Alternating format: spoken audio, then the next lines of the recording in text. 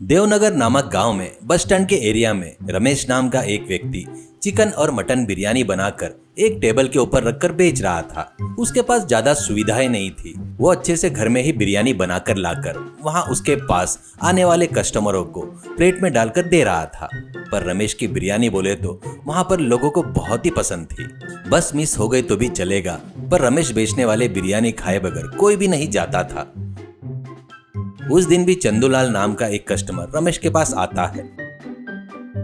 चंदूलाल को देखते ही रमेश, नमस्ते सर जी, चंदूलाल जी कैसे हो? बहुत दिन हो गए आपको देख के, ऐसे कहता है। तो चंदूलाल, अरे क्या बताओ रमेश भैया, मेरा व्यापार आज यहाँ तो कल वहाँ रहता है, आपको तो पता है ना। पर वो तुम्हारी बिरयानी लेकिन कहीं भी नहीं मिलती है। पक्का ये गांव के बस स्टैंड पर आना ही पड़ता है खाने के लिए। क्या जादू करते हो भैया तुम?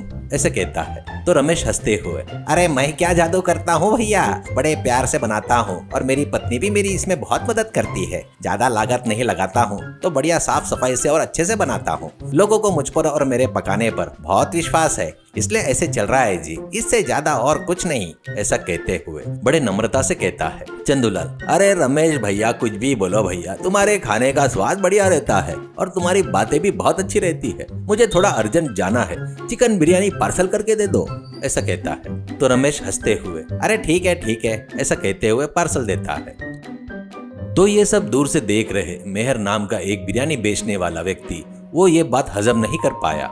मेहर अपने मन में, अरे रमेश कितने दिन रहे, मैं तो यहाँ पर बढ़िया दुकान लगाया, बिरयानी भी बढ़िया कलरफुल बनाता हूँ, लाइट लगाता हूँ शॉप में, बहुत सारे कुर्सियाँ लगाता हूँ, फिर भी सब लोग चिकन बिरयानी मटन बिरयानी खाने तेरे पास ही आते हैं। तेरे पास तो वो सब नहीं मिलता है ना, कहीं तो भी घर में बनाकर लाता है और ये लोग सारे विश्वास करके आग बंद करके खाते हैं। कैसे भी करके तेरे को झटका देना पड़ेगा।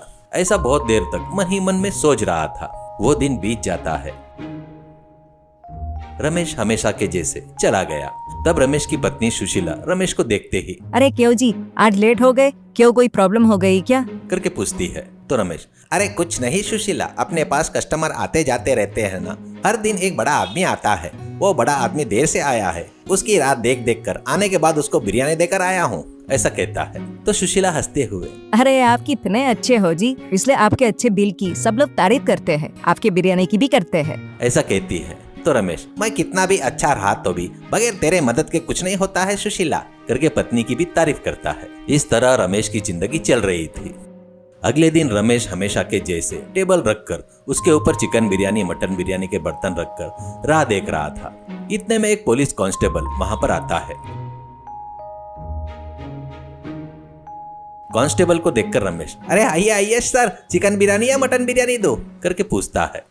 तो कांस्टेबल, बिरयानी नहीं चाहिए और ये दुकान यहाँ से निकाल दे, करके जोर से कहता है। तो रमेश, अरे क्या हुआ सर, मैं तो यहाँ पर कब से बेच रहा हूँ, ऊपर से मेरे मालिक को इस जगह का किराया भी दे रहा हूँ और ये सरकारी जमीन भी नहीं है ना, आप मुझे निकल जाने को कह रहे हो, करके बड़े मासूमियत के साथ में पूछता है। तो कांस्टेबल, ओहो, तो बिरयानी बेचने वाले को तेरे को इतने रूल्स पता है क्या? तेरा मालिक ही तेरे ऊपर कंप्लेंट किया है, वो जगह खाली नहीं कर रहा है करके, ऐसे कहता है। तो रमेश चौंक जाता है और रमेश तुरंत, अरे मेरे मालिक बहुत अच्छे हैं जी, आपसे गलती हो गई होगी लगता है, मैं उनसे बात करता हूँ, करके फोन निकालता है। तो तुरंत कांस्टेबल गुस्से में, क्या ज्यादा बात कर रहा है क्या?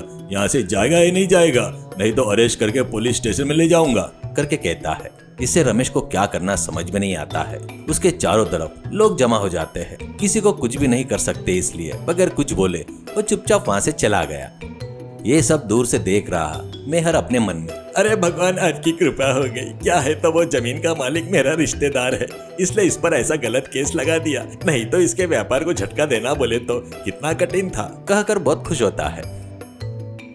घर जाने के बाद रमेश को देखते ही उसकी पत्नी सुशीला, अरे क्यों जी, क्या हुआ? बहुत जल्दी आ गए, क्या हुआ? तो रमेश, सुशीला आज क्या हुआ पता है क्या, ऐसा कहते हुए वो हुआ सो सब बताता है। सुशीला भी ये सुनकर चौंक जाती है और सुशीला तुरंत, अरे ये क्या हुआ? ये काम किसी जानने वाले ने ही किया होगा, अपने जगह के मालिक को फोन किए क्या, करके पूछती है। तो रमेश, ओनर मेरा फोन ही नहीं उठा रहा है सुशीला, अब मैं क्या करूँ कुछ समझ में नहीं आ रहा है, मुझे दूसरा कोई काम नहीं आता, क्या करना समझ में नहीं आ रहा है, ऐसा कहते हुए दुखी होता है। तो सुशीला तुरंत, अरे आप दुखी मत हो जी, अच्छे से सोचो, पक्का कोई ना कोई रास्ता मिलेगा, ऐसा कहते हुए पति को समझाती है। अगले दिन रमेश विचार करता है तो रमेश के सामने एक सब्जी भाजी बेचने वाला व्यक्ति एक लाठी के आगे पीछे थैला बांधकर एक थैले में सब्जियां और दूसरे थैले में पत्ते भाजी रखकर सब बेच रहा था। वो देखते ही रमेश के मन में जब ऐसे वो बेच सकता है तो मैं क्यों नहीं बेच सकता करके सोचता है, और जैसा सोचता है वैसे ही वो कंधे पर रखने के लिए एक लाठी और दोनों सिरों पर थैले जैसे मजबूत बांधता है। ये सब सुशीला देख रही थी।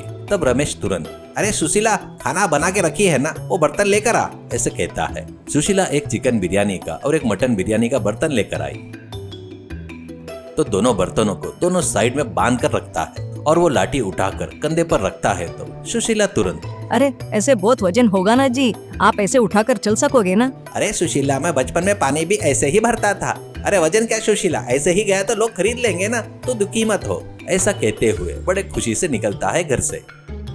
ऐसे रमेश कुछ कदम चलते ही